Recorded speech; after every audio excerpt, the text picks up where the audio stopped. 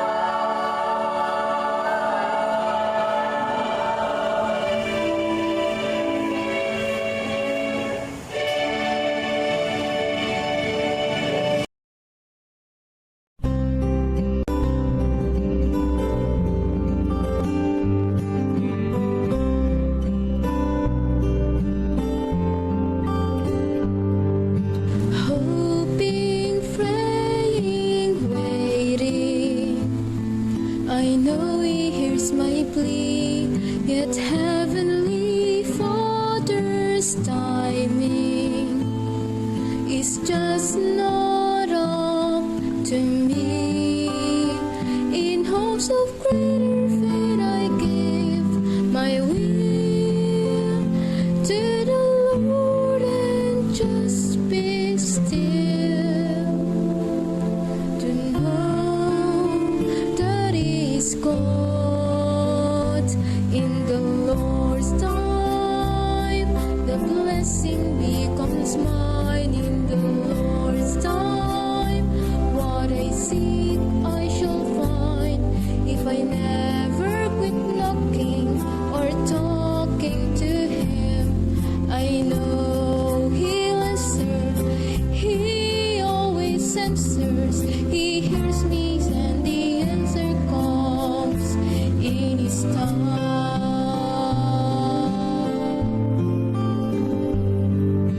All my heart I give Him, each day in fervent prayer. His gentle spirit fills me to let me know He's there. And as I humbly try to see the will of the Lord and just be still, I know that He is God in the Lord's time. The blessing becomes mine in the Lord's time. What I seek, I shall find if I never quit knocking or talking to Him. I know He answers. He'll always answers. He hears me and the answer comes in His time.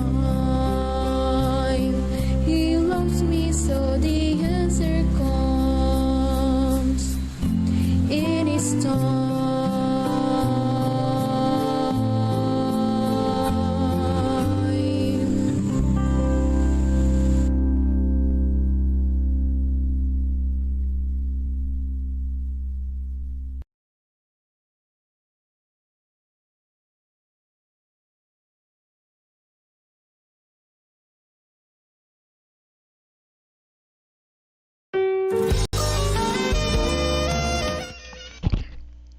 God first morning po mga kapatid. Kamusta po kayo? Ayan, hintayin natin sandali ang ating si Pastor. Set up lang po, ano? Teka, patugtog pa tayo isang kanta. Dali lang, ha?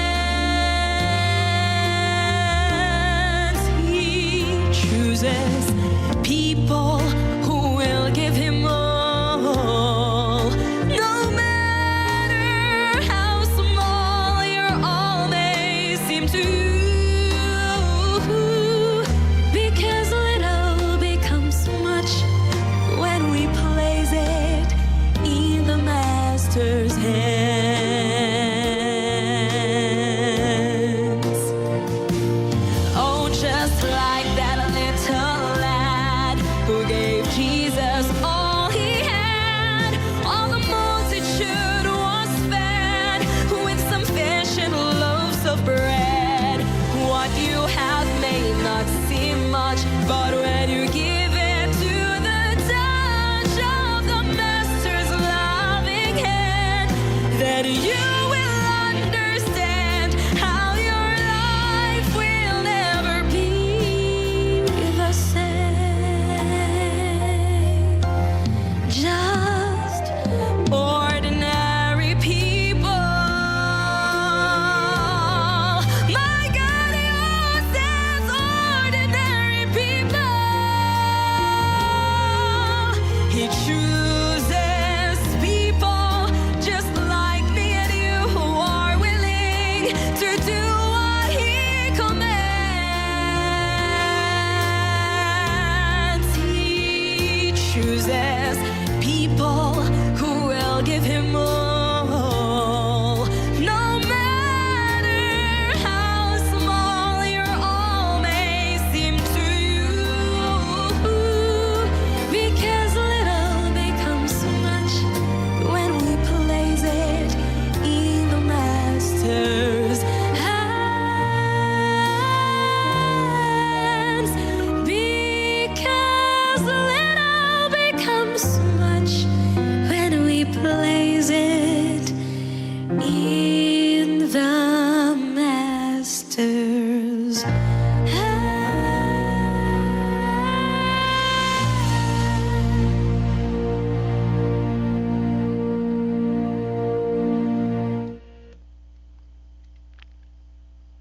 God first morning po mga kapatid. Welcome po ulit. Ayan po, muling nagbabalik po. Salamat sa patuloy na sumubaybay sa umaga na ito at bumalik. Ayan ano. At ating masisipag na mga lingkod at mga katiwala ng Panginoon. Ba't ganun yung camera ko ang labo? Ayan. So ayan po. At sa mga naran ngayon sa live, good morning po. Kay Ate Lorna, Ate Revy, Sister Sweetie, Sister Evangeline Legaspi, and kay Sister Teresita Ladia, Teresita Reyes, at kay Ate Mitch. Good morning po sa inyo lahat. Kay Sister Evangeline Legaspi, happy birthday po sa inyo. Happy birthday po. At may kasama natin sa prayer, Sister Evangeline Legaspi. At yung mga nasa background, magandang umaga po. Teka, Pastor, ready na po kayo? Yun ko lang yung mic, yung camera ni Pastor. So ayan po habang piniprepare ni Pastor yung kanyang PowerPoint ay yun, okay, hindi pala naka-accept Sige po. Ordinary people mga kapatid. Ginagamit tayo ng Panginoon. Kahit tayo mga ordinary people kasi tayo yung mas alam niya na madaling sumunod. Ayan yung mga special people medyo sumusunod din naman yung iba, pero mas marami yung matataas ang pride dapat tayo ay maging ordinary lamang. Bumukas po, Pastor. Ayaw. Naglo-loading po. Sige po.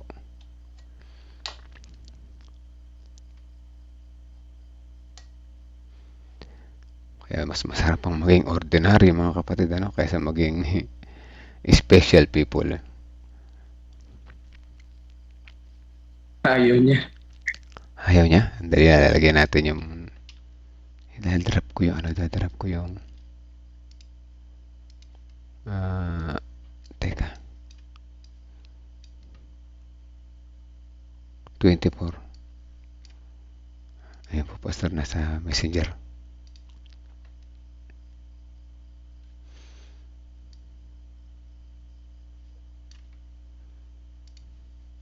Ang relasyon ng espiritual na kaloob sa Biblia, Part 2.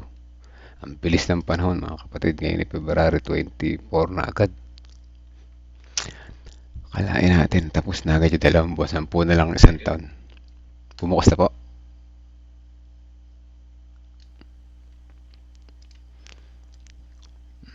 Yan, meron na. Presentation ako, presentation so. Try nga natin. Okay, sige po mga kapatid, ipagkaloob natin kay Pastor ang pagkakataon.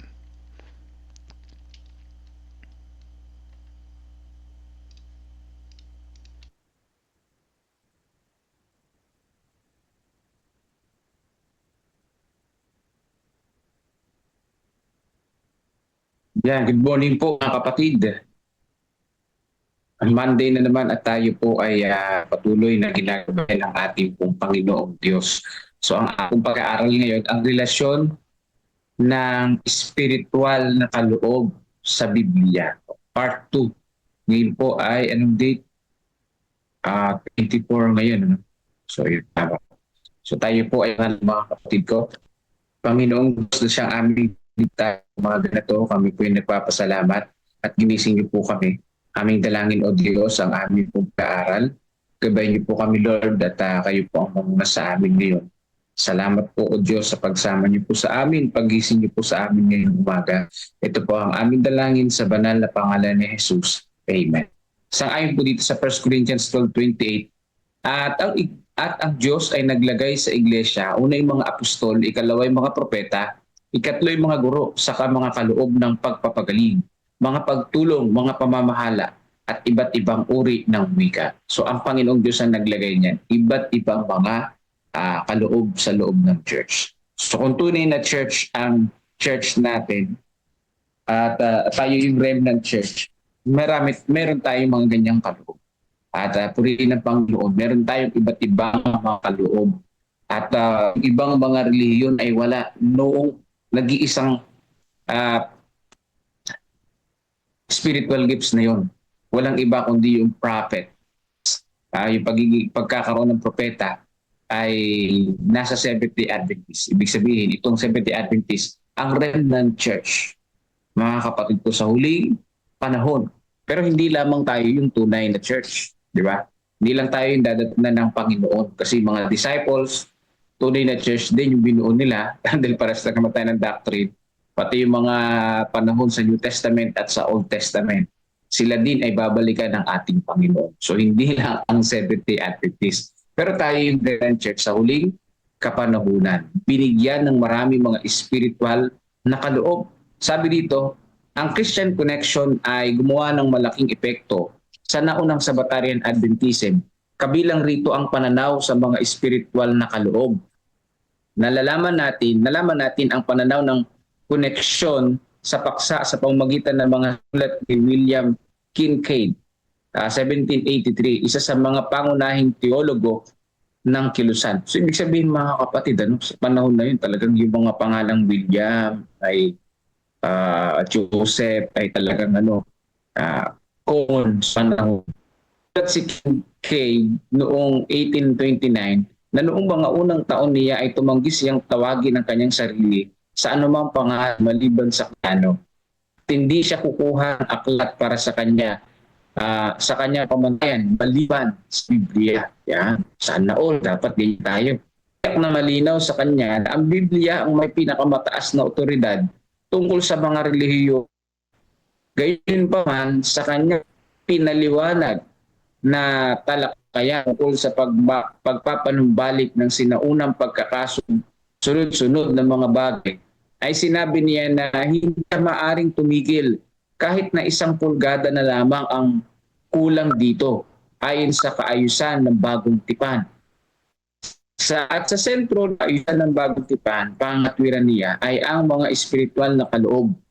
Kabilang ang isinulat niya ang kaloob ng propesiya na itinakda sa mga lugar tulad ng unang mga taga-Pinto at Epeso. Yan, yung kaloob ng propesiya ay isa sa mga isinulat niya mga kapatid. Napakahalagang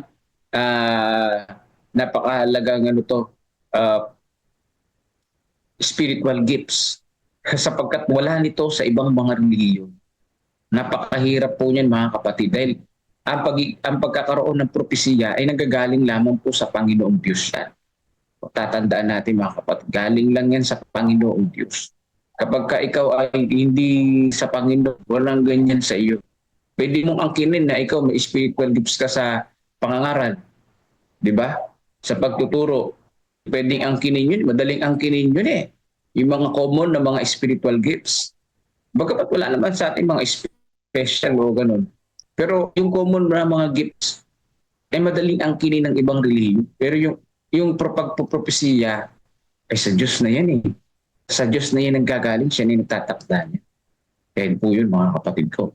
Ang pagkakaroon ng mga spiritual na kaloob sa iglesia ay ang sinaunang kaayusan ng mga bagay. Lahat ng sumasalungat dito ay sumasalungat sa katutubong Kristyanismo. Yun yun. Oh. Ang sabihin na pinatigil ng Diyos ang mga kaloob na ito ay katulad din ng pagsabing inalis ng Diyos ang kaayusan ng iglesia na bagong tipan. So sa madaling sabi, hindi inaalis ng Panginoon ang kaloob ng propesiya. No, hindi inalis ng Panginoong Diyos yan. Dahil hindi naman inalis ng Diyos ang kaayusan ng church na nanili pa rin ito. Oh, sabi po dito. Teka. Ang mga kaloob na bumubuo sa sinaunang kaayusan ng mga bagay. Nakipagtalo si Kincaid na ang mga ito ay hindi pansamantalang mga regalo na nagtapos sa panahon ng mga apostol. Sa halip, ang mga kaloob na ito, gaya na nakasaad sa kasulatan, ay bumubuo ng misteryo ng Ebanghelyo na nakasaad sa Bagong Tipan. At take note mga kapatid, sa Bagong Tipan, maging lalaki o babae man nagpropropesiya. Kaya yung mga nangangaral ngayon na ay lalaki lang daw ang pwedeng mangaral. Iba yung pangangaral sa pagkakaroon ng propesiya mga kapatid. So, yun po yun. Sabihin na hindi pa pwede ang babae mag-prophecy.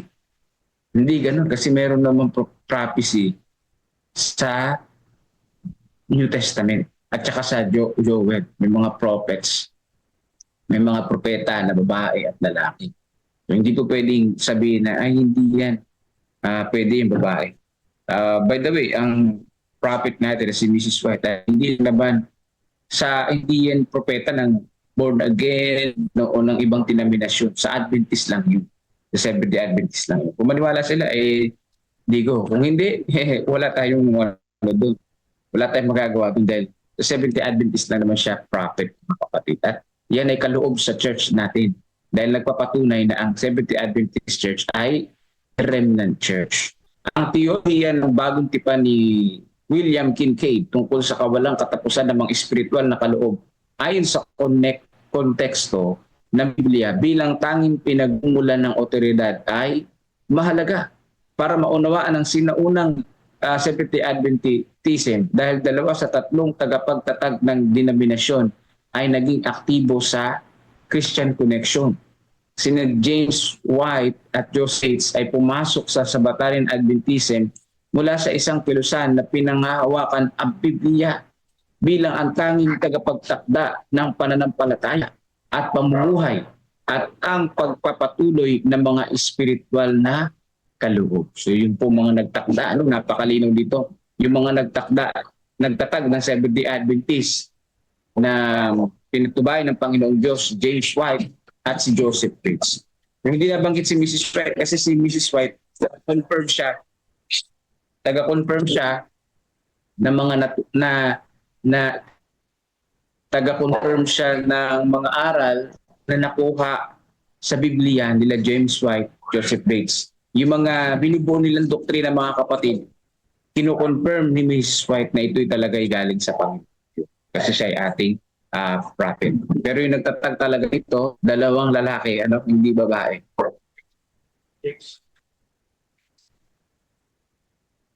Kaaway na po siya sa labas. So sabi dito, ang maselang balanse sa pagitan ng dalawa ay makikita sa mga sinulat ni James White na nagtakda ng tono para sa wastong gawain ng mga espiritual na kaloob sa iglesia. Yan. Diyos na nagpapasalamat kami sa iyo na ikaw ay nagmalasakit ng sapat para sa iyong iglesia upang ibuhos ang mga kaloob ng Espiritu. Tulungan mo kaming maging matalino sa paggamit ng iyong mga kaloob. Ano po mga kapatid, ano po yung palangin natin? Dahil ang Diyos ang nagtakda ng mga prophecy.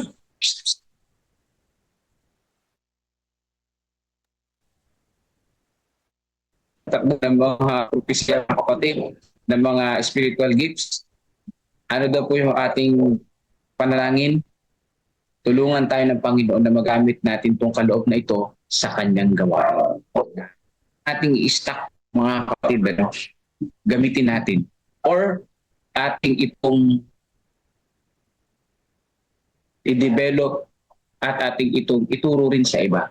Ano? Mag-disciple tayo para yung kaloob na meron tayo mag-multiply at lalong lumakas at bumulis ang gawain ng ating pong Panginoon Diyos. Yeah. So salamat sa inyo mga kapatid ko. Ang relasyon ng spiritual na kaloob sa Biblia. Ibig sabihin, biblical ito. Hindi po ito gawa lang ng mga unang tao. Ito po ay biblical. At ito po ay palatandaan ng nalabing iglesia sa huling kapanahunan. I'm proudly saying na ang Seventh-day Adventist, ang remnant church sa huling kapanahunan. Yan, tayo yung nalabi. Dahil ang naunang church ay binuo ng mga New Testament people, na mga apostol, mga disciples. Tayo lang yung nalabi doon sa mga binuo nila. Iba nga lang yung ating naging nalagay sa sect na pangalan, pero same lang din ito ng iglesia sa panahon na yun. Magkaiba lang tayo ng pangalan. Kaya wag nating iisipin na tayo lang ng Seventh-day Adventist yung true church. Kasama rin yung mga disciples. Tayo lang yung nalabing iglesia sa huling kapanahunan. So pagpalain tayong lahat ng ating Panginoon. Muli po, magandang umaga po sa inyo pong lahat. Brother Melvin? Amen. Salamat po, Pastor. Ayan po, ano, mga spiritual gift dapat natin gamitin yun sa kanyang kalooban. Ano po. At nyari, tulad nga yan yung mga guro at mga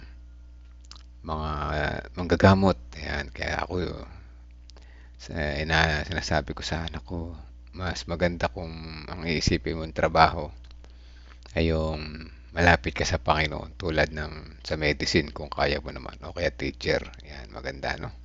Kasi yan yung mga spiritual gift na nasa Bible, ano po. Pero ganun pa man ay ano pa man mayroon tayong gift, gamitin natin sa gawain. Tayo ay tunay na hindi mapapahamak, ano, hindi tayo mapapasama, kundi mabuti ang gumagamit ng mga gift na yan para sa gawain, ano po. Salamat po, Pastor, sa magandang mensahe. Tayo lahat ay may spiritual gift, naniniwala ako doon, ano. Ano pa man yan ay huwag nating itago sa ating mga sariling puso, ano po. I-show natin yung pagpabahagi ng magandang pabalita ay isa yan din sa spiritual gift, ano. Yung propesya talaga yan ay ang Diyos ang nagbibigay na karunungan. Mga prophecy, nakikita nila yung pangyayari sa hinaharap, ano po. Ayan po mga kapatid, tayo ay tuloy na makinig doon sa kabila. Matuto pa ng mas marami pa, ma-revive at ma-bless. Wait lang natin sandali, ano po. At sa mga bagong join, God first morning po sa inyo lahat. At salamat muli sa pagbabalik kay Sister Belinda, Sister Mildred, at sa iba pa. Knocking at the door of our hearts. Sabi ng Panginoon sa Isaiah chapter 1, verse 18 ba yun? Na tayo ay mga tuwiranan. Kahit gaano ka pula o ka tingkad ang kulay ng inyong kasalanan, ay kanyang ipapurge o kanyang lilinisin, papawiin ng mga kasalanan. So God is always inviting. Nag-aanyaya siya. At ipatitikim niya sa atin kung atin titingnan o atin pong tutugunin ang kanyang paanyaya, ay kanyang tutugunin ang kanyang sasapatan ang lahat ng ating pangailangan. Kanyang ibibigay ang ating mga hinihingi na mga pangailangan. So, doon lang natin po mararanasan kapag ating tinugon ang kanyang paanyaya. Doon natin mararanasan ang tunay na sinasabi niyang mga gifts na kanyang inianda. Kasi pag hindi natin tinugon yon, nandun yung mga gifts, hindi natin ma-appreciate. No?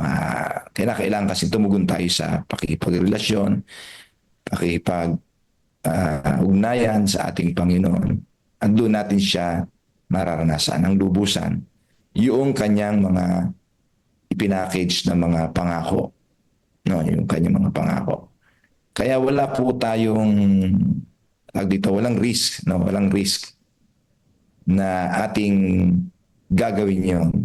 Maraming mawawala kapag hindi natin sinubukang gawin yung ipinagagawa ng Diyos sa atin. Hindi natin susubukin ang faithfulness ng Diyos. Subok na po talaga yun. Ang susubukan natin, yung kanyang ipinagagawa sa atin. Kasi nakaabang ho yung kanyang mga salitang matutupad sa atin, yung mga pangakong matutupad sa atin. Kapag sinubukan natin gawin ang ipinagagawa niya sa atin, ito ay paanyaya ng ating Panginoon. Marami sa atin ay hindi na-enjoy ito dahil hindi natin kayang tugunin ang kanyang paanyaya. So let us try to obey God's commands and instructions. Salamat po. Okay, salamat, Pastor. Bigay natin kay Brother Nemuel. Sige po. Okay, God first morning po. God bless you. Maraming salamat po sa CLPM. Maraming salamat po sa mga panukalang ito. Pastor, ang isa lang kong tanong dito pa rin ay napakahalaga po na ang bawat churches ay mapaabutan po talaga ng ganitong uri na mga mensahe. Bagaman ito ay halos naririnig, halos nasasabi, halos binabasa natin kung nag-aaral tayo ng Biblia, pero mayroon pa rin ibang mga kapatiran pa rin ang malaking katanungan pa rin sa kanila ito, Pastor. No? Ang nakukot ni Pastor Jerry kanina yung subukin nyo. Ang isa sa nakikita ko dito, Pastor, ang pinagdidiinan lagi at pinagdedebatihan sa bawat churches yung bring all the tithes into the storehouse. Ang lagi pong ang ilang mga kapatiran dito, Pastor, ang storehouse na tinutukoy nila ay ang which is yung church mismo. No? Marami pong kapatiran ganito ang madalas na nagtatanong. Pero tama naman kung ating titingnan na pagka ang tithes natin ay nandoon lang talaga sa church lang mismo, hindi na natin ibinabahagi sa iba, hindi na natin pinapalawak pa. No? Tama, may punto rin naman. Pero ang tanong kasi dito, Pastor, may iblang mga kapatiran na hindi pa rin po halos matanggap na ang gusto nila, ang diniin pa rin nila kasi sa church pa rin mismo ang magmamanage ng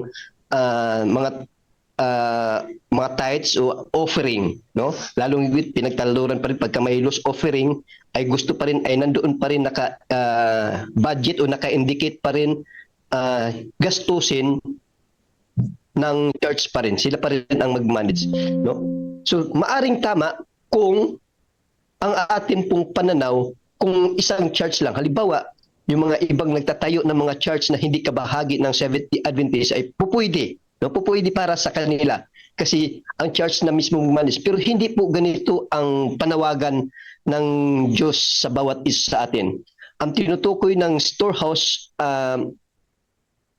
maaari tama ang kanyang kaisipan, pero ang Panginoon Diyos ay gusto niyang ibahagi sa lahat. Parang sa aking pong reflection, Pastor, parang ganito pagka ako ay namigay o nagbahagi, kung wala akong kakayanan na ito ay ipagkaloob sa bawat nangangailangan, ay hindi po natin mapaparating kung ang na-stuck lang po yung ating nakasintro lang po ang ating panukala sa isang proyekto lang. Pero kung ipahawak pala natin sa kabuuhan na mas higit na nakakaalam kung ano po ang panawagan, lalong higit sa panukala ng CLPM. Ito ay malaking bahagi po talaga sa bawat isa na ito ay madalas ko pong binabanggit na dapat magiging consistent po na hanggat hindi po o hanggang nagpa-progress po ang ating mga panukalang ito ay dapat magtuloy-tuloy. Hindi lang po natin ito sa ating pagka nasa loob ng tahanan, Pastor, kung doon lang pang isipan ng ibang kapatiran na ang storehouse ay nasa loob lang ng tahanan ng bawat isa at hindi na tayo marunong magbigay ng bahagi sa mga nangailangan, ay maaring doon lang po nakasentro ang ating pong mga pananaw. Kung ito pala ay binibigay natin, halimbawa kung nagkaloob tayo sa mga charity, mas mapalawak po pala. Kaya ito ay magiging challenge po talaga sana sa bawat isa na ang storehouse po na tinutukoy ay hindi lang po sa tahanan, hindi lang po sa iglesia, kundi sa buong mission po ang magbibigay. Nandoon po yung malaking kamalig na dapat natin doon natin ilagak lahat ang atin pong ang mga pangangailangan ng bawat isa. So yun lang po mga pastor. Salamat po. Okay, salamat po, Brother Noel. Mayroon pa ho bang gustong mag-reflect, mga kapatid? Tungkol po dito sa Let Us Prove the Lord.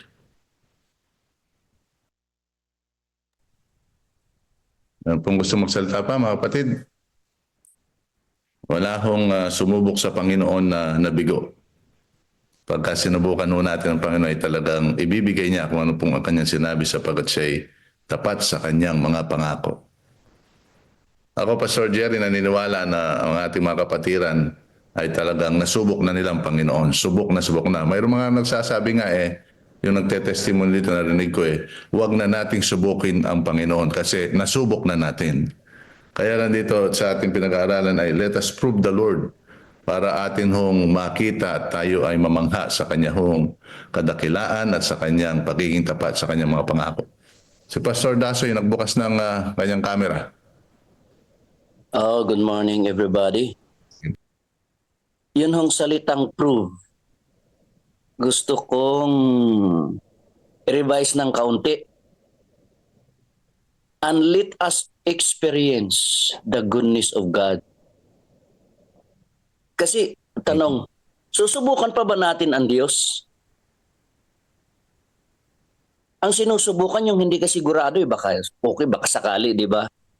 Kung ating ilagay sa kanto na usapan, susubukan mo pa ba yung isang bagay na kumbaga sa experiment, mag-experiment pa ba tayo? Kundi para ating maranasan ang kanyang kabutihan, ang kanyang blessing, let us be faithful. Yun lang po mga kapatid. Maraming salamat.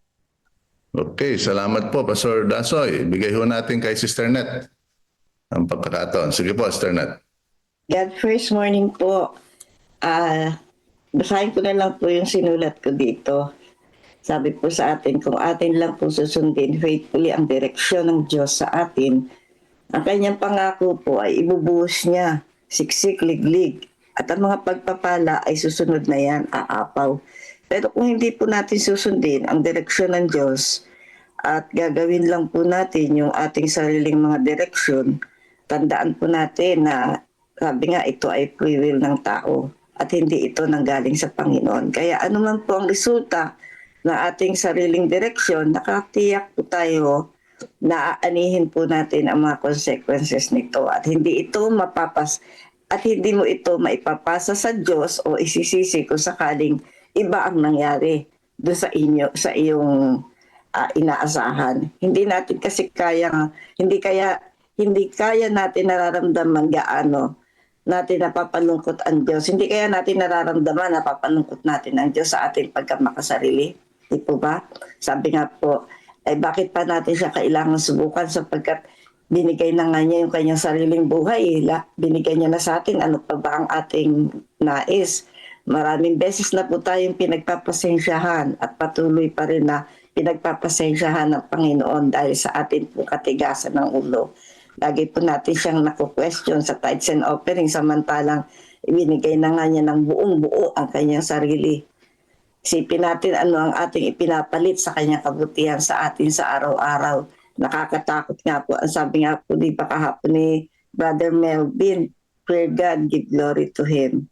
Kaya yun lang po ang laging fear God. Respeto natin sa kanya, pagmamahal natin sa kanya. Ang isukli naman natin sa kanyang hinihingi sa atin na subukan siya. Pero hindi na po dapat subukan dahil nasubok na po talaga natin. Sabi nga ni Pastor Dasoy kanina, ang sinusubukan lamang ay yung hindi mo napatunayan. Sabi nga po natin, ang pananampalataya ay hindi po yan, iba po yan sa paniniwala. Ang paniniwala, to see is to believe, pero ang pananampalataya po ay talagang nanggagaling po yan sa puso. Yun lang po. God first morning po sa lahat. Okay, salamat po ng marami, Sister Net. Mayroon pa bang gustong mag-reflect? Si Pastor Ernie. Sige po, Pastor Ernie. Po, happy God first morning mga kapatid. Ito pong salitang prove me. Kung ating pong babasahin po ang alat ng Malakay chapter 3, ang Diyos po ay nagbago ng kanyang strategy para lalong maging tapat ang Israel. Kung ating pong babasahin po ang chapter 3, ang buong Israel ay hindi po tapat. Kasama ang mga Libita. At dito po nakita ng Panginoon na gagamit siya ng panibagong strategy para lalong maging tapat ang mga anak niya. Kaya ang sabi niya, subukan ninyo ako. Ito pong salitang subukan niyo ako ay nagpapahayag na ang Panginoon ang magbuhubay ng lahat ng bagay. Muli niya binibigay ng panibagong commitment and dedication ang kanyang bayan. Sapagkat nung una, sila ho ay mayroong mga Diyos-Diyosa na sinasamba. Ngunit dito, yung sabi ng Panginoon, subukan niyo ako. Muli kayong magbalik sa akin. Muli kayong sumamba sa akin. Muli niyo akong kilalaning tagapagligtas. At kung ating pong babasahin yung isa sa mga talata, meron po siyang promise, bubuksan ko sa inyo ang kalangitan na walang silid na kalalagyan.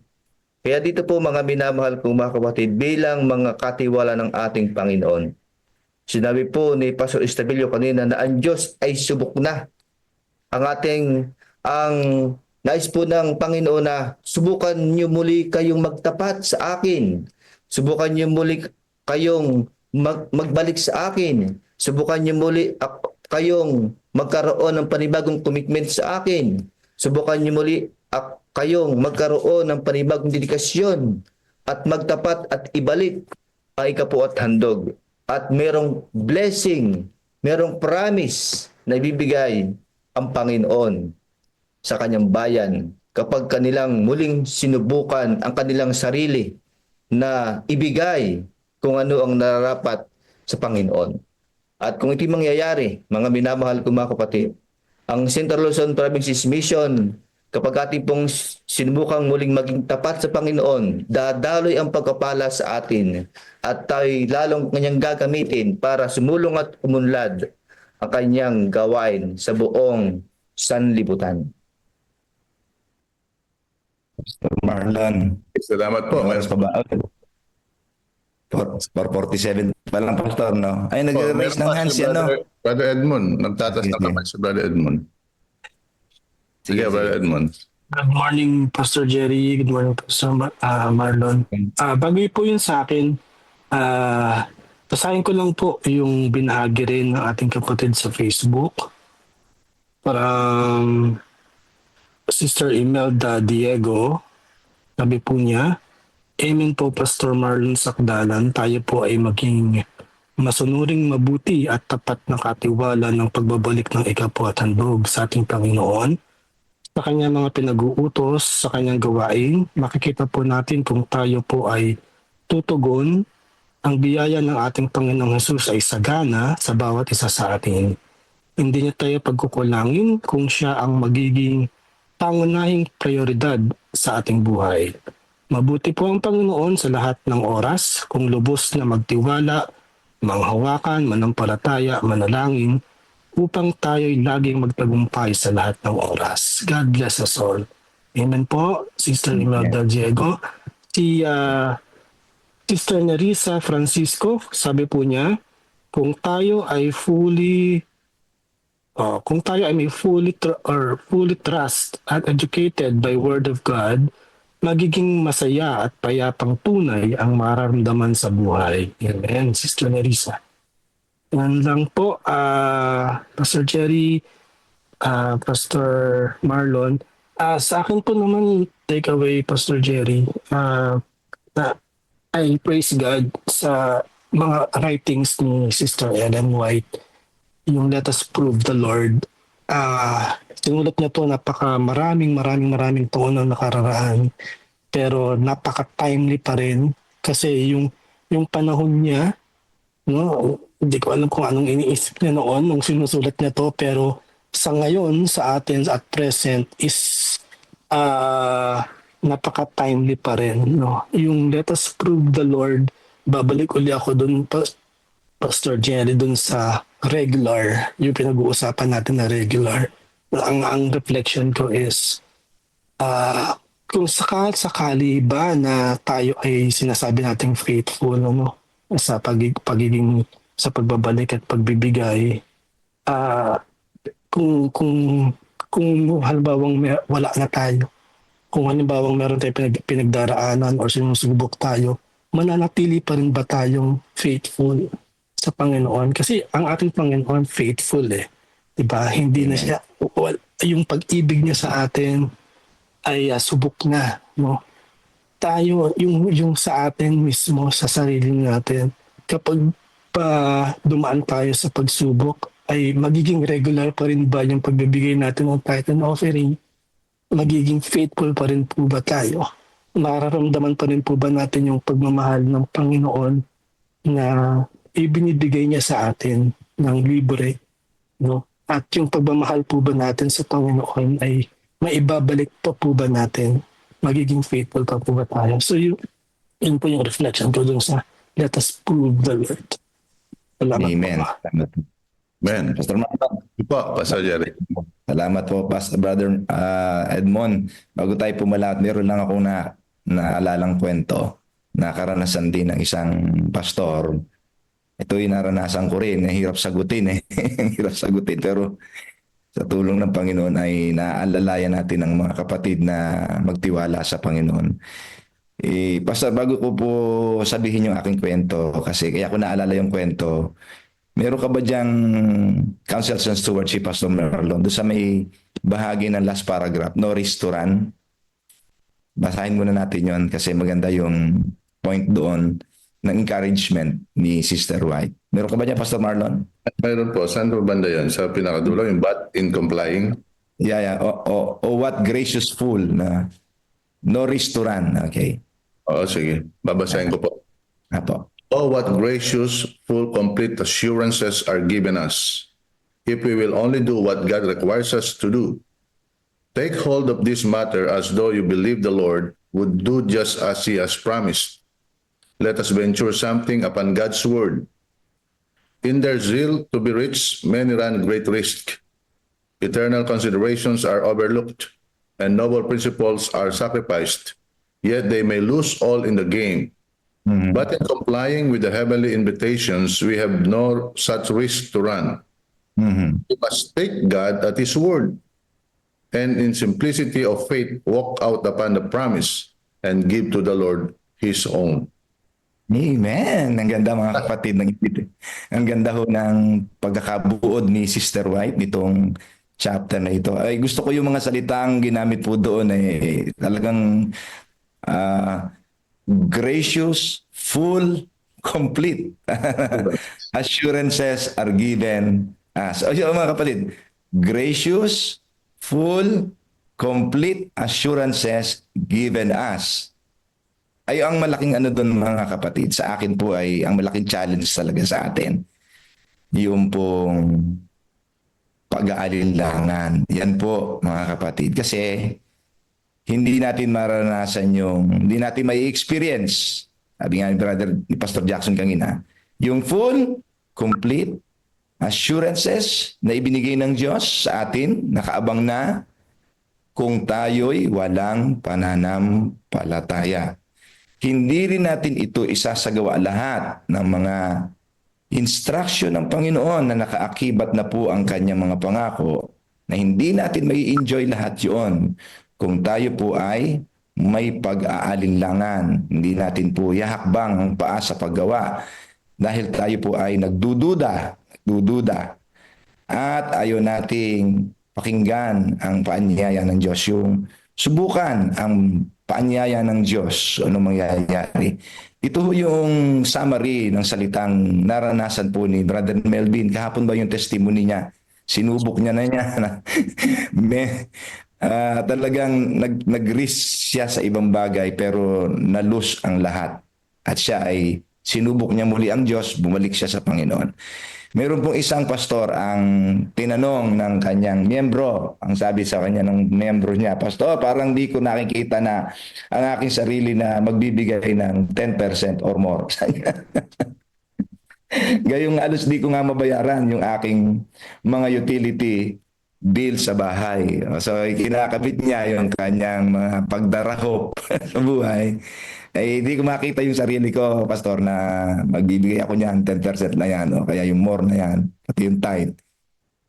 Eh, gayong hindi ko nga mabayaran yung mga bills ko sa bahay. Eh, di, sumagot yung pastor, at ang sabi ng pastor ay, o sige, ako ay hindi rin naman gaanong kalaki ang aking income. Marami rin naman mga kapatid na may malalaking income, pero ako hindi. Pero tutulungan kita. Sabi niya gano'n, tutulungan kita dyan, brother.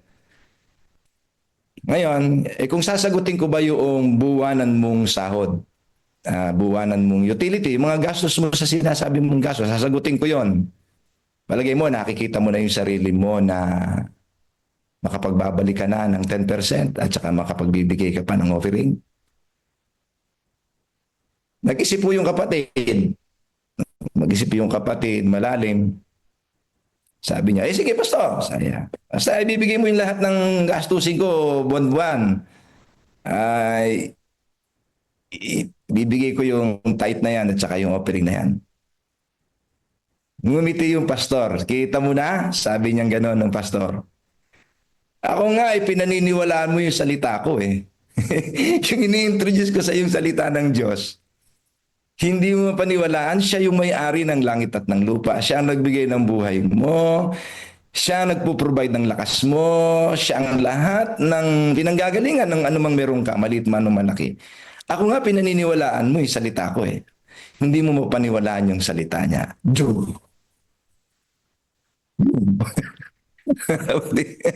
That's the point. Kung sorry to name. Meron tayong mga kilalang mga taong mayayaman, di ba? Like for example, Dr. Tam. O sino pa ang mga kilala nyo dyan, sa tabi nyo dyan, sa palipaligid nyo, mga kilala nyo mga mayayaman. Kung magsasalita sa inyo sila na, sige, bibigyan kita ng ganyan, tutulungan kita ng ganyan, tutulungan kita. Kaya nating paniwalaan eh, di ba? Kaya nating paniwalaan. Ito mga sinasabi ng Diyos sa atin na subukan nyo ako ngayon sa labagay na ito. Balik nyo lang. Bigay nyo lang. Gagamutin na niya yung selfishness, gagamutin na niya yung covetousness, lahat ng pangako ibibigay ng Diyos sa atin. Hindi natin mapaniwalaan. Pag nagsalita po sa atin yung kapwa nating tao na failure, nabibigo, sumasablay, pinaniniwalaan natin eh. That's the point. The point of all this is, if you believe in God's word, you will do it because you know your Father in heaven can do it. So we must believe in God. And as we believe in God, we believe in His every words, including the promises. At this point of this verse, the Lord, the owner of everything, the owner of your life, the giver of all your needs, is inviting us to prove His words. Subukan natin ang kanyang paanyaya. At mayroong mangyayari sa ating kakaiba. Hindi lang pagpapalang material ang pinangako niya. Bonus lang po yan. Ang higit na pangako niya sa atin. Hindi niya tayo pagkukulangin sa lahat ng bagay. At mayroon tayong naghihintay na kaharian. Sapagkat sinabi ng Diyos, kung nasaan ang inyong kayamanan, duruin din naman ang inyong puso. Kaya mag-imbak tayo ng kayamanan na nasa langit. So nandun po ang tunay na riches natin sa piling ng ating Diyos sa walang hanggan. Salamat po. Amen. Okay, salamat po. Mayroon pong mga nagbigay po ng mga comment dito. At sabi ho ni Mr. Net, dinagdag po niya, nais ko lang po idagdag ang proving the Lord. Ito po ay ramdam ng faithful at ang faithful means truly converted, not fully convinced. Ang sabi naman po ni Sir Elma Santos, hindi lamang po financial na pagpapalang pwede bigay ng Panginoon sa atin nung sinabi ng Panginoon na subukin niyo ako, kundi maging magkaroon tayo ng full character transformation. Salamat po sa inyong mga comment. Mayroon pong gusto magsalta pa si Brother Melvin? Gusto magsalta? Yes po, konti lang ito. Medyo nawala yung naisip ko kasi napakaganda na shinare ni Pastor Jerry. Pasalamat po Pastor Jerry, gagamitin ko yan. May mga oras na pagkakataon na magagamit ko yung ganyang illustration na napakaganda. No? Kaya saan hindi ko yun makakalimutan. So nice ko lamang idagdag yung subukin mo ang Panginoon. Sa aking pagkakaunawa, ito ay sinulat ni Sister White para sa atin ng mga kulang sa pagtitiwala sa Kanya. Kasi yung mga nagtitiwala na sa Kanya, subok na ang Panginoon, hindi na nila sinusubok. Alam na nila. So para sa atin to ng mga kulang sa pagtitiwala at may pagdududa na baka tayo makulangan, yan ang ating mga nagiging dahilan kaya hindi tayo nagiging tapat. Baka mawalan tayo. Yan ang ating unang, kasi ganyan din ako dati, baka mawalan ako ng para sa akin pagka nagtapat ako kaya hindi ako nagtatapat, ano. Pero alam niyo, napatunayan ko, merong nawala talaga sa akin 3 bagay. Nawala yung aking pagiging selfishness, nawala yung aking pagdududa, at ano pa, nawala yung aking mga pagmamataas. Ayan, ano.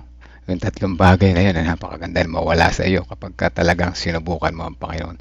At saka sa isa pa, sa mga patuloy pa rin na may doubt, ano po, marami nang sumubok mga kapatid, ano, at sila'y nagbago.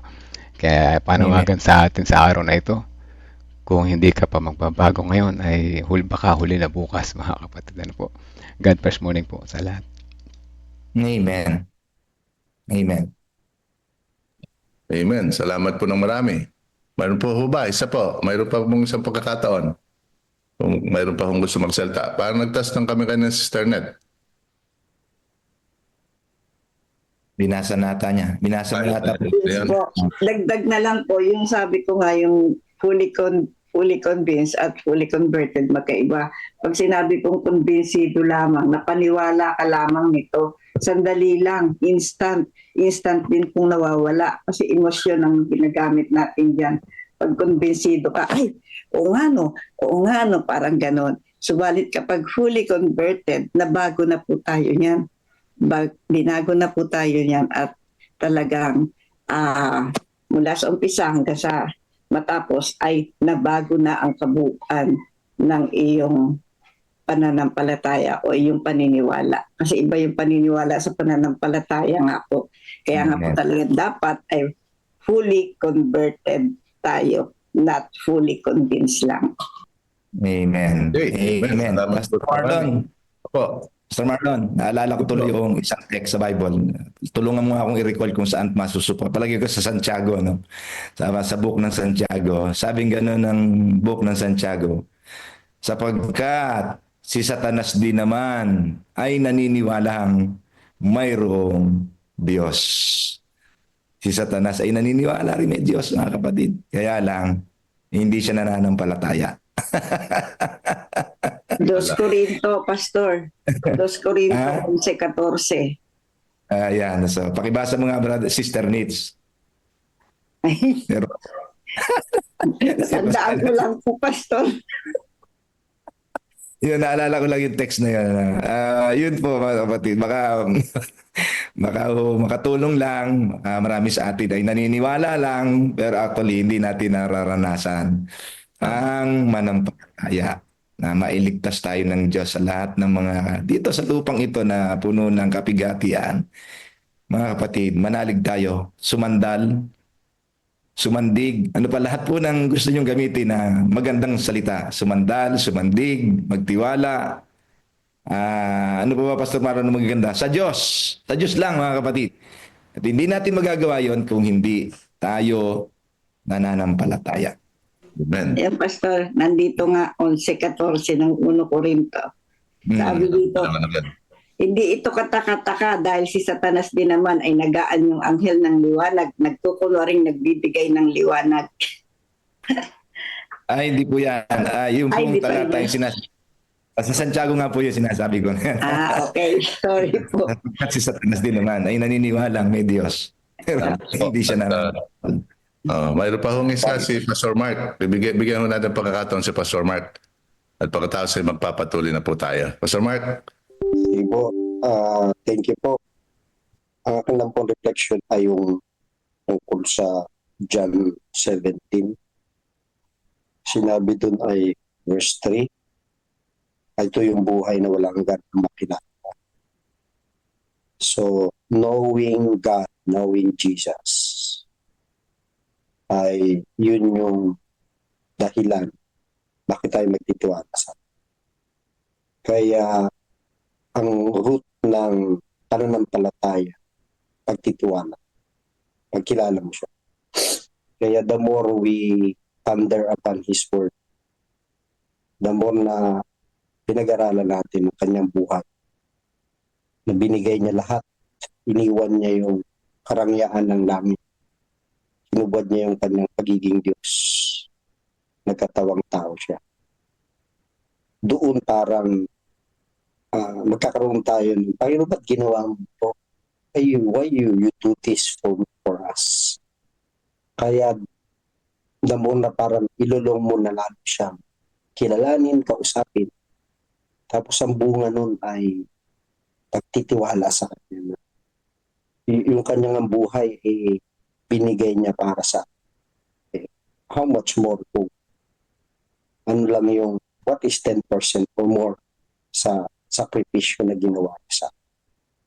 So kaya pag kinikilala natin siya, yung salita niya, yung buhay niya ay talagang nagiging klaro sa atin. Yung pagtitiwala natin, pananampalataya. Kaya talagang dapat natin siya kilalanin ako. Kausapin, spend time to talk to Him, to spend time with Him. Dahil dun talagang nakikita natin napakasarap na siya ipagtiwala kasi yung buong buhay niya nga sinuko niya para sa atin.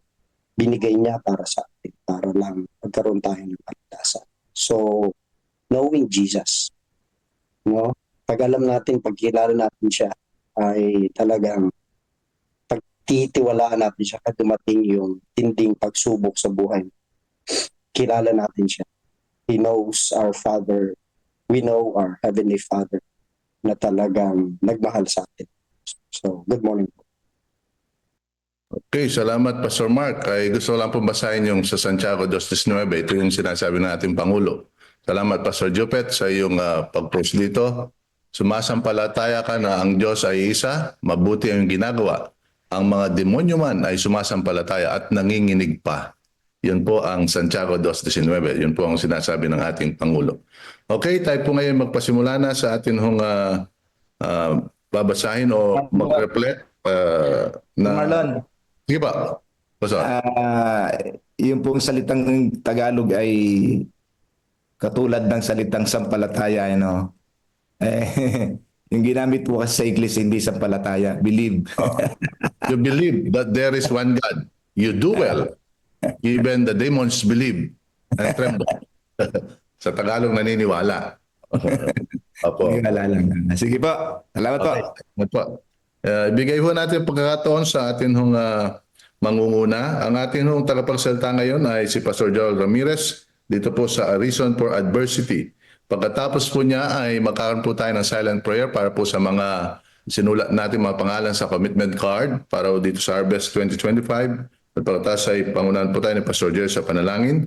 Sa United Prayer po ay nahilingan po natin si Pastor Ray Escabusa sa Adoration and Confession at si Sister Lolit Sescon sa Thanksgiving and Supplication. Ngayon po ay dadako na po tayo sa atin hong topic na pag-aaralan ngayon na pangunahan po tayo ni Pastor Joel Ramirez. Robert Letourneau was born in 1888 in Richford, Vermont.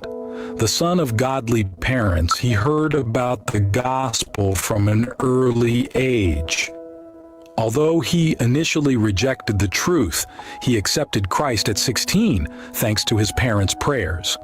As an adult, Letourneau became a prolific inventor of earth-moving machinery, amassing considerable wealth from his designs and inventions. He secured nearly 300 patents on earth-moving equipment, manufacturing processes, and machine tools. At 30, Letourneau suffered a devastating loss with the death of his eldest son. This tragedy led him to rethink his life's goals and purpose. Fearing that his love for machines might overshadow his love and commitment to the cause of God, he and his wife, Evelyn Peterson, decided to dedicate themselves to God's work, using their resources to spread the gospel. Letourneau's story gained widespread recognition when he made the radical choice to give 90% of his income to God and live on the remaining 10%. Known as God's businessman, he once was asked by someone, "Mr. Letourneau, is it true that you give 90% of your income to the Lord?" He replied, "No, I don't give anything to God. Everything belongs to Him. I am the one who retains 10% of what is His." This story exemplifies the fact that only God, the giver, can truly be generous. How could we be generous if everything belongs to Him? God provides for us from His bounties and expects us to use whatever He provided for His sake. You may not be able to end famine across a continent, but you can help a family in need in your hometown. You might not bring the gospel to an entire country, but you can study the Bible with your neighbor.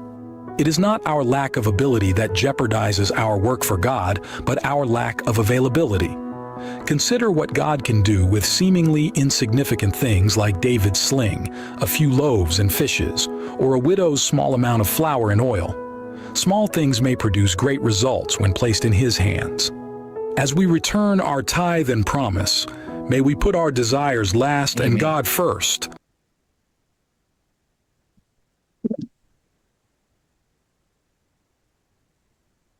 Your time, Pastor Joel.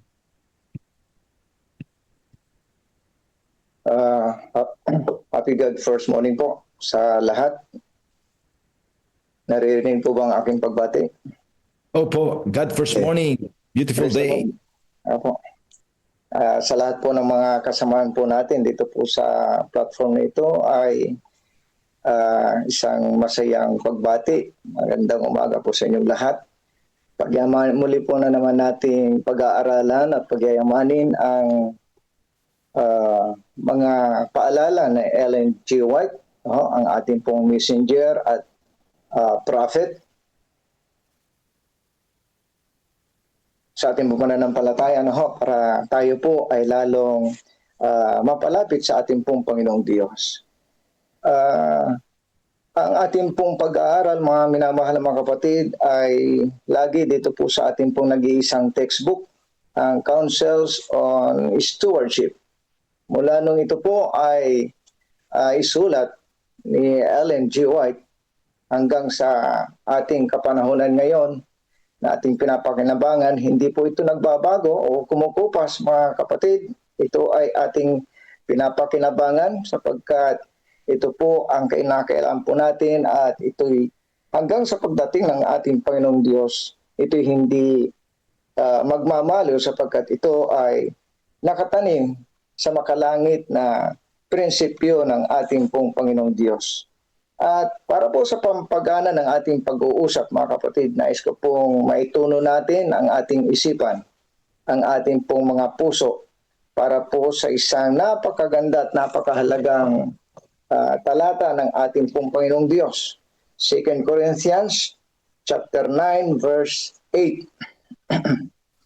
At kaya ng Diyos na pasaganain ang lahat ng biyaya sa inyo upang sa pagkakaroon ninyo ng sapat na lahat ng bagay ay palagi kayong sumagana sa bawat mabuting gawa.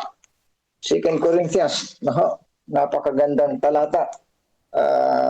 na binanggit ng ating pong lingkod ng ating pong Panginoong Diyos, na kung saan ito po ang siyang dakilang pangako ng ating pong Panginoong Diyos sa lahat ng kanyang mga anak na magtitiwala at susunod sa ating Panginoong Diyos. Ang topic po natin ngayong umaga, mga kapatid, na ating pong pag-uusapan ay ito po ay hango sa chapter 18.2 na may pamagat na a reason for adversity.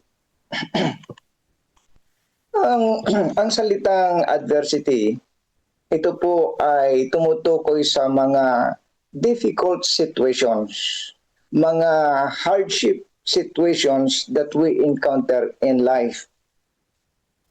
Marami po ang mga paniniwala ng mga nakararami ng kanilang paniniwala. Kapag ang bata o sanggol ay bumulalas ng pag-iyak, sigurado meron po itong problema, sigurado meron po itong dahilan. Kaya mga minamahal mga kapatid, ang ibig sabihin po nito ay kapag merong adversity sa buhay ng tao, ay meron po itong dahilan. Ayon po kay Ellen G. White, there is always a cause of adversity. At ito po ang ating pag-aaralan at aalamin sa umaga pong ito. Sa ibang banda, ang adversities ay nagiging instrumento po ito upang ang tao ay mamulat para itama ang sarili at lumago at magbago ng kanyang pamamaraan, para ito'y maitama. Pakinggan po natin ang maikling salaysay ni Ellen G. White sa Councils on Stewardship. Ang sabi, many who profess to be Christians provide abundantly for themselves, supplying all their imaginary wants, while they give no heed to the wants of the Lord's cause. They have sought it gain to rob God by retaining all, or a selfish proportion of His gift as their own. So, maikli lamang po ang binanggit ni Ellen G. White sa ating babasahin. Ngunit meron po ditong nakita kong dahilan ng adversities mula sa ating pong binasa. Number 1, they give no heed to the wants of the Lord. Ang nauuna lagi ay yung wants ng tao. Yung paano ba to? Ayun. Yung wants ng tao, ito po ang laging nauuna, hindi ang ating pong Panginoong Diyos. Ito ang laging nasusunod ng ating pong Panginoong Diyos. They give no heed. Pasok sa kabila, labas sa kabila. Ang kanilang priority ay kung saan sila masaya. Isa po ito sa mga nararanasang resulta kung bakit mayroong mga adversities sa buhay ng tao. Ikalawa, yung withholding tithes and offerings. Sa ating pong binasa kay Ellen G. White, yung ating pong hindi pagbibigay ng tithes, ng offerings sa ating pong Panginoon, ay ito po ay magdudulot ng mga difficult situations ng buhay ng tao.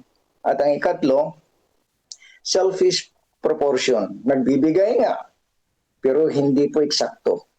May kulang. Ang pagbibigay ay hindi lubusan na ito'y ibinibigay yung eksakto sa ating pong Panginoon. At ang ikaapat po ay ipinalalagay ng tao na siya yung mayroong kapangyarihan, sila yung magdi-decide, sila yung nag-iisip na ako ang naghanap buhay nito, ako ang naghirap. Okay? Parang akin. Parang sila ang nagmamay-ari. Ito po ay nagbubunga, lahat po ito ay nagbubunga ng mga adversities sa buhay ng tao. Na kung saan, sa halip na pagpapala, iniisip nila, no, ang bunga po nito ay loss instead of gain. Akala nakinabang sila, pero ito isang malaking kalugihan. Tulad ng kasabihan na naghahangad ng isang malit na isang gatang, yung isang baso, no, na bigas, pero ang nawawala isang salo, no? Mas malaki ang nawawala dahil po doon sa mga bagay na pagkakait at hindi pagtitiwala sa Panginoon. At ang bunga po ng mga bagay na ito na hindi pagtatapat sa Panginoon ay withdrawal of mercies and blessings ng ating Panginoon. Na kung saan sa halip na pagpapala, matanggap ang pagpapala, araw-araw, biyaya ng Panginoon, ito po ay hindi tinatanggap yung sapat na pagpapala kasi hindi po tama ang pamamaraan ng mga pagtatapat. Mga minamahal na mga kapatid, doon po sa talata sa 2 Corinthians 9 verse 8 na binasa po natin, ang sabi po doon ay kaya ng Diyos, no, na may kapangyarihan siya. Kaya ng ating Panginoon na pasaganain ang lahat ng biyaya sa inyo, sabi doon, sa atin.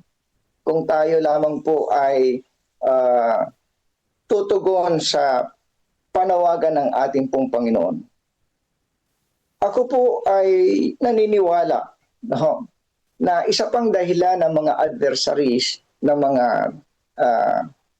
hindi nagkatapat, nakakaranas ng adversaries, ay dahil sa hindi lubusang nauunawaan ang prinsipyo ng tunay na pagiging pagtitiwala. Kasi kapag naunawaan lang, mabasa, naunawaan, no, andun po yung malayang pagsunod natin. Ibig sabihin, hindi po eksakto yung, hindi sapat yung pagkaalam, no, yung pagkasaliksik, yung pag-aaral, o yung kanilang pagkaunawa sa pagiging katiwala ng ating Panginoon. Kasi simpleng-simple lang naman po yung requirements ng Panginoong Diyos sa atin para buksan niya ang pintuan ng pagpapala ng langit. Ang requirements ng ating pong Panginoong Diyos ay trust and obey. No? Magtiwala tayo sa Panginoon at sumunod tayo sa Panginoon. Maganda nga po yung kaninang ilustrasyon ni Pastor Estabillo. No? Yung hindi sa tao tayo magtitiwala, kundi higit doon tayo magtitiwala sa Panginoon na nangako po sa atin, no, na kaya niyang pasaganain ang lahat ng bagay, biyaya sa ating pong buhay. Saan tayo magtitiwala sa Panginoon? Magtitiwala po tayo, trust in His promises. Kasi lahat ng pangako ng ating pong Panginoong Diyos, ito ay punong-puno ng katapatan ng ating Panginoon. Saan po tayo mag-obey sa Panginoon? Sa kanyang mga salita. Trust and obey sa ating pong Panginoon. Sigurado po, kapag tayo ay magtitiwala, susunod sa ating pong Panginoong Diyos, sigurado, God's blessings will manifest sa ating pong pagtatapat, sa ating pagtitiwala. Sigurado po, our harvest would be greater and greater and greater sa ating pong buhay. Pare-pareho lang naman po mga kapatid ang challenge ng Panginoon sa atin. Mapamayaman, mapamahirap, pare-pareho ang challenge ng ating Panginoon. Ang sabi ay, subukin ninyo ako. Kanina po, narinig ko po itong praise na ito. Subukin ninyo ako. Saan po natin susubukan ng Panginoon? Kasi ako po ay naniniwala din, no, Ang pangunawa ko dito sa salitang subukin ninyo ako ay trust in me. Sabi ng Panginoon, trust. Tiwala ka sa akin. Subukin mo ako. Ang katapat na salita ng subukin para sa akin ay trust sa ating pong Panginoon. Sa pamamagitan, saan tayo magtatrust? Saan natin susubukin ang Panginoon? Sa pamamagitan, mga kapatid, ng ating pagbibigay. Sa pamamagitan ng ating pagtatapat. Pagtatapat at pagbibigay. Trust in the Lord. Subukin natin ang Panginoon sa bagay na yun. Kaya nga po, ang isa sa challenge o panawagan sa ating pong lahat, let us give faithfully what is due to God. Ibigay natin. Andun po yung pagtatapat natin sa ating Panginoon. Kung noon, mga minamahal na mga kapatid, sinubukan din ang subukan kay Adan at kay Eva sa kanilang kapanahunan ay yung punong kahoy na may bunga. Ang sabi doon ay, lahat pwede niyong kainin. Pero ang isang punong kahoy na ito, huwag niyong hahawakan, huwag niyong kakainin. Pag ito'y inyong kinain, tiyak kayo'y mamamatay. Ito yung kanilang subukan sa kanilang kapanahunan. Sa atin po mga kapatid, hindi punong kahoy, bunga ng punong kahoy, ang subukan.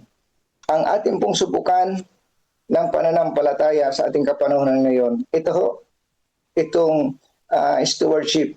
Ito yung pagbibigay ng handog at pagbibigay ng ikapo. Dito po tayo susubukan kung yung ating loyalty sa Panginoon, yung ating pagtatapat sa Panginoon, dito po tayo susubukan ng Panginoon. Hindi na doon sa punong kahoy. Nandito na po tayo ngayon sa aktual na pamumuhay po natin. Narinig ko sa mga seminar, umaattend din po tayo sa mga seminar. Ang idinidin po doon nila sa mga seminar na naririnig ko ay ang ating masusubukan ang ating katapatan, ang ating pananampalataya sa pamamagitan ng bagay na ito, yung tithes and offerings. Ito yung thermometer ng ating katapatan at pananampalataya. Pag sinabing thermometer, ginagamit po ito sa ating temperatura ng ating katawan. Pero sa ating pananampalataya, ito rin po ang makikita dito sa pagbibigay ng tithe at offerings, yung temperatura ng ating katapatan at ng ating mga pananampalataya. Kaya nga sa atin po sa umagang ito, nais ko po magbigay ng mga ilang takeaways. Ang una po, pagdating sa stewardship ng pagtatapat, ito po ay lifetime contract natin sa Panginoon. Mula nung tayo ay bininyagan, pinirmahan po natin. Hindi kayo ang pumirma sa akin, hindi ako pumirma para sa inyo. Lahat po tayo, bago binyagan ng pastor, pumirma po tayo doon. At ang isa sa pinirmahan natin doon, itong pagdating sa tithes, ito ay kontrata natin lifetime sa ating pong Panginoong Diyos. Ikalawa, ang pagtatapat po ay assignment natin dito po sa lupa, hindi sa langit. Panginoon, diyan sa langit, magtatapat ako, hindi ho. Ito po ay assignment natin dito sa lupa, na tayo ay mamumuhay habang naghihintay sa Panginoon, na tayo ay sa pamumuhay natin ay naruroon ang pamumuhay ng pagtatapat sa Panginoon. Ang makapagtatapat sa maliit na bagay, sabi ng Panginoon, ay pamamahalain ng ating Panginoon. Pangako niya po yun sa isang mas dakila at malaking mga bagay. So, practice. Maliliit na mga bagay, kahit sa maliit, ay sikapin natin sa tulong ng Banal na Espiritu na tayo ay maging tapat. Hindi sa tao, hindi sa pastor, sa ating pong Panginoong Diyos na ating tagapagligtas. Ikatlo, ang stewardship practice ay proteksyon po natin laban sa mga adversities. Kasi kapag tayo sumuway sa mga requirements ng Panginoon, hindi tayo sumunod, hindi tayo nagtiwala sa Panginoon, sigurado, adversities. No? Kaya ang pagsunod po natin, yung practice na pagsunod sa ating pong Panginoong Diyos, no? Sa ating pong pamumuhay, ito po ay protection natin na ibinigay ng Panginoon. Napakahalaga po nito para protection natin laban sa mga adversities. Mga kapatid, challenge ko rin po yung aking sarili. Tuwing umaga nagpupuyat po tayo, nakikinig ng mga magagandang mga mensahe, testimonies sa programa pong ito. Sabi ko, bakit hindi ko, nabasa ko na po ang Bible, Genesis to Revelation. Ulit-ulit pinabasa ko. Ngayon po, challenge ko ang aking sarili. Bakit hindi ko rin basahin from cover to cover ang counsels on stewardship? Salamat. Kasi dapat intentional yung mga gawa natin katulad nito. Kung hindi natin bibigyan ng panahon, ay maubos ang maghapon ang oras natin na hindi natin nabubuklat. Lagi kong naririnig, sabi ko parang gusto kong maranasan. Parang bumili ka ng mangga Pabili nga ng mangga, masarap ba yan? Oh, masarap daw po ito. Gusto ko yung maranasan ko din talaga. Hindi lang sa naririnig, gusto kong mabasa ang stewardship, counsels on stewardship. Malapit ko na po matapos basahin. Napakasarap basahin ng counsels on stewardship. At talagang parang kausap mo ang Panginoon. Direct. Habang binabasa po natin, ako po ay iba yung pakiramdam. Iba yung pakiramdam nung ikaw mismo yung nagbabasa. Hindi lang yung naririnig natin sa mga seminars.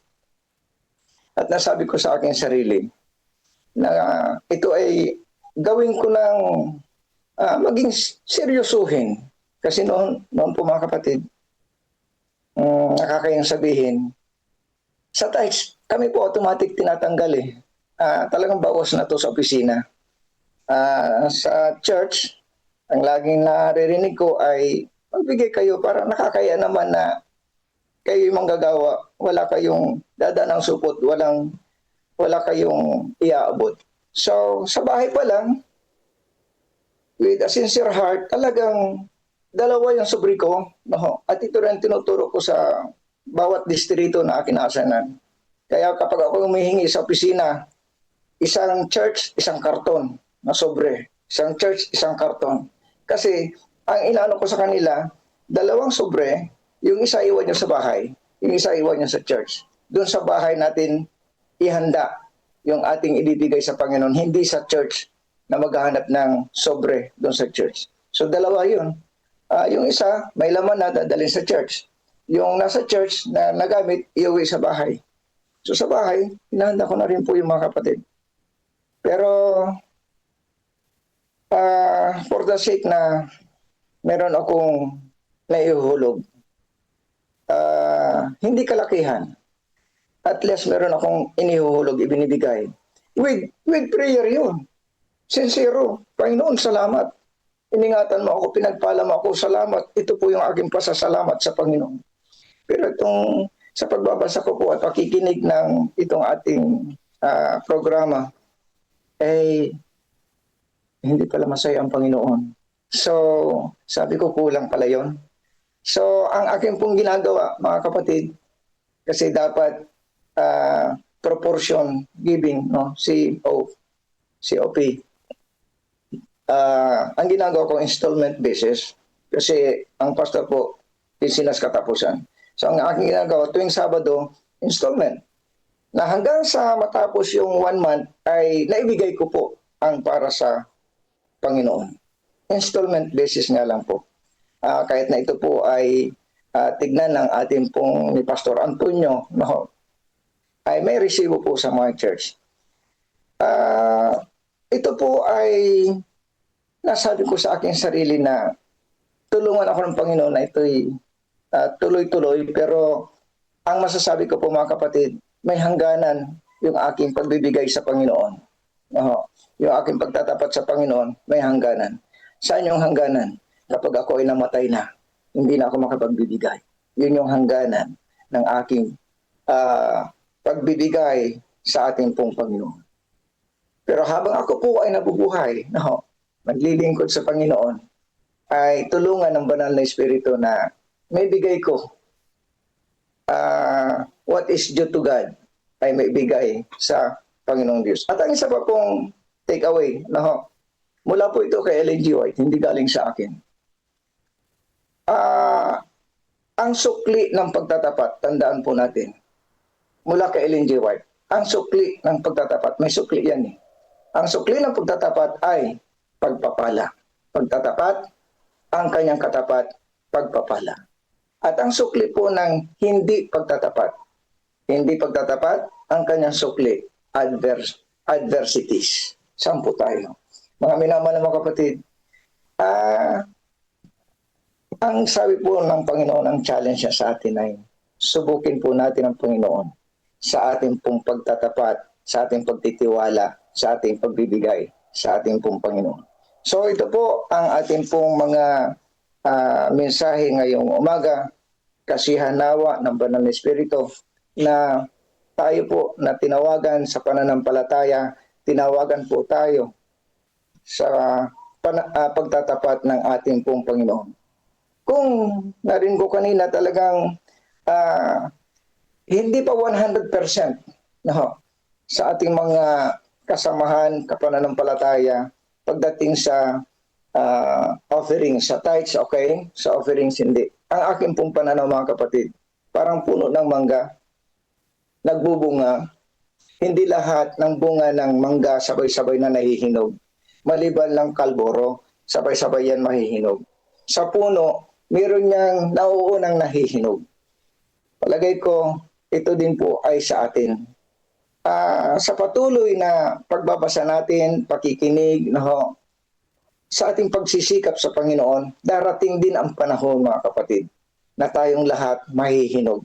Tayong lahat ay magtatapat. Kasi walang makakarating sa langit na hindi tapat, na hindi nagtapat sa Panginoon. Ang nandoon na makakasama po natin sa langit, sila yung nagtapat sa Panginoon. Sila yung sumunod sa Panginoon. Makakasama natin at makikita natin sa langit. Pagpalain po tayong mga kapatid. Tulungan ng Panginoon na tayong lahat, bago dumating ang Panginoon, tapat po tayo para wala po tayong adversities sa buhay natin. Pagpalain po tayo. Maraming salamat, Pastor Gerald Ramirez, sa iyo pong reflection at reading ng ating pong binabasa sa Councils on Stewardship. Tayo po dadako na sa ating silent prayer. Pagkatapos ay mag-pray ang ating Pangulo.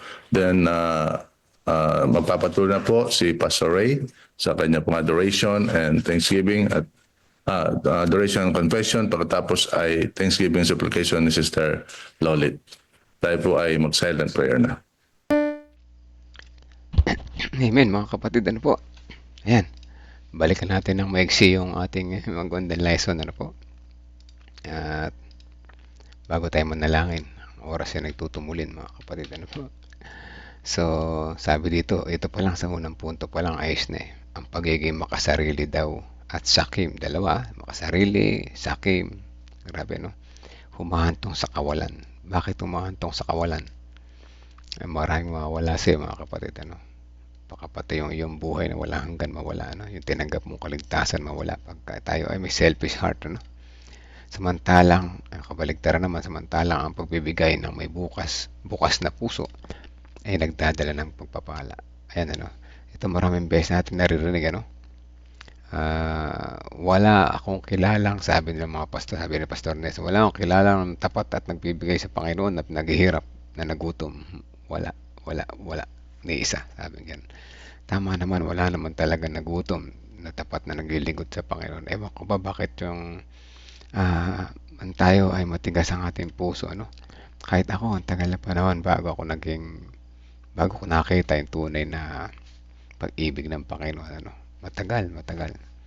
Kasi nga, meron tayong pagdududa. Sayang naman yung tinanggap natin na si Kristo na ating tagapagligtas. kung yung ating kasalanan na hindi natin maalis sa ating mga puso. Ano po? Sabi dito, ang pagiging mapanlamang sa Diyos. Naku, mapanlamang sa Diyos, grabe, no? Ang Diyos na nagbigay sa atin ng buhay ng lahat ng ating meron tayo, lalamangan pa natin. Parang si Satan, parang si Lucifer, ano? Maraming nagpapakilala nagpapakilala Kristiyano pero inuuna yung sariling pangangailangan at luho. O grabe, no? Habang pinababayaan ng gawain ng Diyos, patay tayo dyan. Sana hindi tayo sali dyan, ano? Sa late na maging tapat na katiwala ng mga pagpapalang natanggap nila, tinatrato nila ito bilang sarili nilang pag-aari. Hindi ba para bang hindi ito galing sa Diyos? Grabe, no? Kaya nga sabi ni Pastor, akong nagtrabaho, akong kumita, akin to. Pinagpaguran ko to, dugo at pawis ko to. Sa akin to. Yan mga salita na iba. No? Ba't ko bibigay sa kanila? Bibigay ko na lang sa mga anak ko. Yan mga salita na mga hindi nakakilala sa Diyos. Ano? Tandaan natin mga kapatid. May kapalit ang kasakiman, sabi dito. No? Ang hindi nagbibigay para sa gawain ng Panginoon ay nawawalan sa halip na makinabang. May mawawala sa atin. Ano po? At pag yung buhay natin ay nawala na, hindi na tayo makapagbabago. Sayang. Sayang. Sa pamagitan ng kanilang pagiging makasarili, inalis ng Diyos ang ilan sa kanyang mga pagpapala. Ito yung mga lalong naghihirap. Ano? Kasi nga, hindi lamang sa pinansyal. Hindi lamang ito tungkol sa pinansyal. Marami dito yung mga kanilang spiritual na buhay ay talaga ng bagsak. Hindi masaya sa buhay, ano po. At para bagang may kulang, ano. So mga kapatid, patuloy tayong tinatawag na wala na ibang pagtitiwalaan pa kundi ang ating Panginoong Diyos. Kung tayo ay hindi magtapat sa Kanya, siguradong wala tayong pakahihinatnan, ano. Yung sarili natin na pinagmamalaki ng karunungan, yung ating mga yaman, mawala yan, malulusaw lahat yung pagdating ng panahon. Marirealize mo sa huling hininga ng iyong buhay na dapat nagtiwala na lang sa Panginoon. Para nang hindi ako kinakabahan, baka maimpyerno ako. Ganun, ano? Grabe, no? Kailangan po yata muna ng faith bago magkaroon ng trust sa salita ng Panginoon. Tama naman po, ano? Kasi hindi ka naman magkakatrust kung wala kang faith. Kaya ang sabi ko, yung bulsa, hindi yan dapat ang inuuna. Hindi yan dapat ang inuuna. Dahil kung yan ang uunahin mo, parang binili mo na ang Panginoon. Diba? So, dapat ay una muna yung pagkakilala sa Panginoon. Bakit ko gagawin ito? Yun ang tanong. Bakit ko kailangan gawin ito? Dahil ang Diyos ay una nagbigay sa akin na mayroon ako. Yun ang sagot, mga kapatid. At pag naniwala ka sa mga ganyan, dapat lagi ka na lumapit sa Panginoon. Hindi yung nagbigay ka lang at wala rin. Hindi ka rin tutulong sa gawain. Hindi ka rin maging active sa gawain. Hindi ka rin maging active sa church. Parang walang binayaran. Na kung saan fake yung iyong pagkakakilala sa Diyos, mga kapatid. Dahil sinabi niya, pagka ikaw ay sumunod sa akin, ay hindi kita pababayaan. Yan ang sabi ng Panginoon. So yan, mga kapatid, at bilang tugon, tayo ay mananalangin, magpapasalamat sa Kanya sa mga ganito. Ating hilingin na yung ating mga prayer request sa mga ganito at sabay-sabay natin niya ibubulong sa Kanya. Tayo ay 20 to 30 seconds magkakaroon ng silent prayer. Sige po, let's pray po.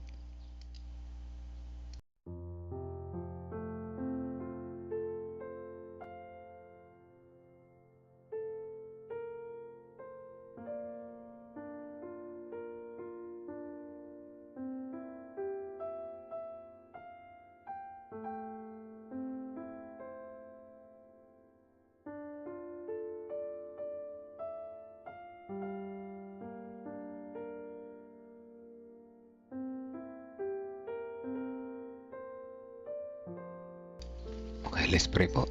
Amang banal na makapangyarihan sa lahat. Sa umaga na ito ay lubos ang aming pasasalamat po sa inyo na muli nyo kaming tinawag. Tinawag para muli kaming makarinig ng panawagan sa amin. Paalala na kami ay may mga pusong makasarili, madamot, at nanlalamang po sa inyo, o dakilang Diyos. Tulungan niyo po kaming unahin, makita ang inyong kabutihan. Tulungan niyo po kaming maranasan muna ang aming pananampalataya sapagkat sa kabila nito kapag hindi namin nakakita, baka magkamali kami na inaakala namin na aming bulsa lamang ang kailangan namin isuko.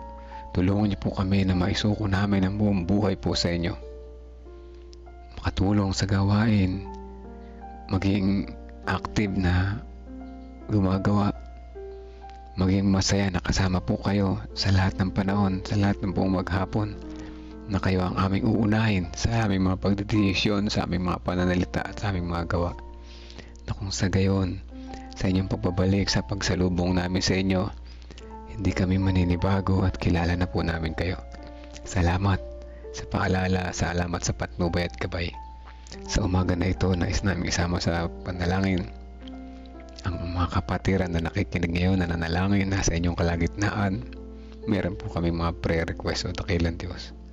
Sabay-sabay po namin itong inilalapit po sa inyo sa umaga na ito. Patuloy niyo po kaming dinggin sa aming mga kahilingan. Alam niyo po ang mga halaman ng aming puso at isipan sa umaga na ito. Alamin po ito sabay-sabay na nilalapit sa inyo. Kasama namin sa panalangin ng sambahayan ni Nanay Nerissa. Kasama na yung si kanyang brother Reynaldo Eusebio, ang kanyang patuloy na kalakasan at ang kanyang buong family. Kasama na si Veronica. Dalangin din namin si kapatid na Sister Helen de la Cruz Malyari. Patuloy na kalakasan ng aming panalangin sa kanya, sa gayon di lamang physical, gayon din sa spiritual, at yung kanyang mga prayer request para kay Dr. Partida, kay Ma'am Carmen, kay Sister Mel Bayenson, at sa iba pa niyang mga kasambahay. Sama din namin sa panalangin ng sambayan ni Ma'am Lani Agustin, at patuloy na sinasama namin yung kanyang mga kaibigan na sina Tess Almasan, Jocelyn Manlungat, si Ma'am Lovejoy Tiwa sa patuloy na kagalingan kanilang karamdaman. Ganyan din naman ang sambayan ni Ate Revy Padilla, ang buong San Leonardo Church, ang mga kapatirlano, mga bagong binyagan, patuloy na maging matatag sa kanilang pananampalatayang tinanggap. At nawa unti-unti na kami makilala namin kayo bilang aming provider at makapagbalik kami ng tapat at nararapat para sa inyo. Ganyan din naman ang sambahayan nila Sister Leonora Cabiedes, ang good health ng bawat isa at ang kanya-kanya mga health concern ng kanyang mga anak. Patuloy niyo po siyang gawing ilawan sa kanilang nasakupan, maging halimbawa sa kanyang pamilya, sa kanyang anak, sa kanilang sa iglesia, na kung saan siya ay magdala ng liwanag at patuloy na pagbabago sa bawat isa. Ganyan din ang dalangin namin para sa sambahayan ni Kuya Monching Canlas, at kasama na yung kanyang prayer request para si Sister Gwen Manalastas na naka-confine sa Qatar Hospital. Ganyan din ang sambahayan ni Sister Wilma Fernandez, sambahayan ni Ate Christy, kasama na si Kuya Edgar at mga leaders ng San Antonio Church, kasama na si Brother Jude Dilao at ang kanilang pangunguna sa gagawing crusade, nalalapit na crusade sa March 19 to 29. Dalangin din namin ang sambahayan ni Sister Teresita Dairet Reyes, at nawa ang kanyang karamdaman o ang bukol na kanyang nararanasan ay patuloy niyo pong hipuin na niyo mapagpagaling na kamay. Ganyan din naman ang sambahayan ni Sister Emelinda, kanyang nanay, ang kanyang asawa si Brother Eliseo, yung kanyang dalawang anak na sa malayo, si Angela, si Popoy. Ganyan din naman ang sambahayan ni Sister Maricel Velasquez, at yung kanyang apo sa patuloy na kalakasan at kagalingan. Ganyan din ang sambahayan ni Sister Evangeline Legaspi sa kanyang pasalamat na ngayon ay kanyang kaarawan. Salamat po at siya binigyan niya ng panibagong mga taon na darating. Salamat sa mga taon na nagdaan ng mga patuloy na siyang sinamahan at ginabayan sa kanyang pagsubok na dumating sa kanyang buhay. Kung sakali man na siya ay nasumpukan niyo hindi tapat, siya po ay inyong hipuin na mapagpagaling na kamay o dakilang Diyos. At patuloy sa mga oras na ito hanggang sa susunod pa mga araw, mga linggo, mga buwan at mga taon. Patuloy niyo po siya samahan. Tulungan po siya sa kanyang patuloy na pag-unlad, maging liwanag ng kanyang nasasakupan, lalo ng Peñaranda Church. Salamat sa pagbibigay sa kanya ng pag-asa at kagalingan. Kaya din naman ang sambahayan ni Sister Sweetie Burgos Lopez, ang kanyang anak na Sister Hana. Gayon din ang sambahayan ni Ate Lorna, kanyang buong pamilya, kanilang mga anak na malayo, sila Brother Buboy, Sister Tintin at ang iba pa. Kaya din ng sambahayan ni Ate Mitch, Jose, kasama ng buong pamilya, yung kanyang anak na si Neta na nag-aaral sa malayo at yung kanyang anak na panganay nagtatrabaho sa malayo. Kaya din ng sambahayan ni Sister Mildred, ay samahan nyo rin po sila sa kanilang pang-araw-araw na pamumuhay. Ang sambahayan ni Sister Teresita Ladia, ang sambahayan ni Kuya Narsing Calas, ang sambahayan ni Sister Rose Cris Encarnado, ang sambahayan ni Kuya Melchor Calas, ang sambahayan ni Sister Sinaida Manarang, ang sambahayan ni Sister Josephine Mercado, ang sambahayan ni Sister Elizabeth Erese kasama na yung kanyang panganay na anak ko, dakilan Diyos. Samahan po siya sa kanyang patuloy na pagtawid sa pagsubok na pinagdaraanan sa buhay. Ipagkaloob nawa po sa kanilang mga pangailangan. Ang sambahayan din ni Sister Juliet Barcibal, ang sambahayan ni Sister Wilma Fernandez, ang sambahayan ni Sister Penny Domingo Ronas, ang sambahayan ni Sister Belinda Salvania, at ang sambahayan ni Sister Mildred o dakilan Diyos. Maraming salamat po sa pagdinig at pagtugon sa aming mga panalangin, sa kalakip ng pag-ihingi namin ng kapatawaran sa lahat ng aming kasalanan na nagawa. Ito po ang aming dalangin sa pangalan ni Jesus namin tagapagligtas. Amen. Amen. Amen mga kapatid. Ano po? Time check, ang oras ay 5:50 ng umaga. Unti-unti na lumiliwanag at sarap na maglakad-lakad. Ano po? At muli, salamat sa mga sumubaybay. Hanggang bukas pang muli, huwag tayong susuko mga kapatid. Araw-araw lamang tayong kumunik sa Kanya. Alam ko magbabago din tayo, no? Alam ko patuloy na tayo ay Kanyang bibigyan ng pag-asa sa bawat umaga. God first morning po sa ating lahat. Ano po? Masaya ako at nandiyan kayo, no? Kasama natin sa mga prayer warriors. Ano po? Sige po, hanggang bukas ulit. Patuloy lamang tayong kumapit sa dapat nating kapitan. Walang iba ang ating Panginoong Hesus. Ano po?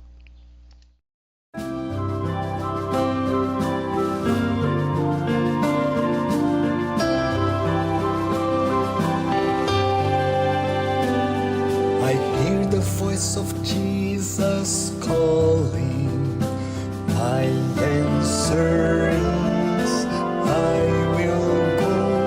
I see the need of people crying.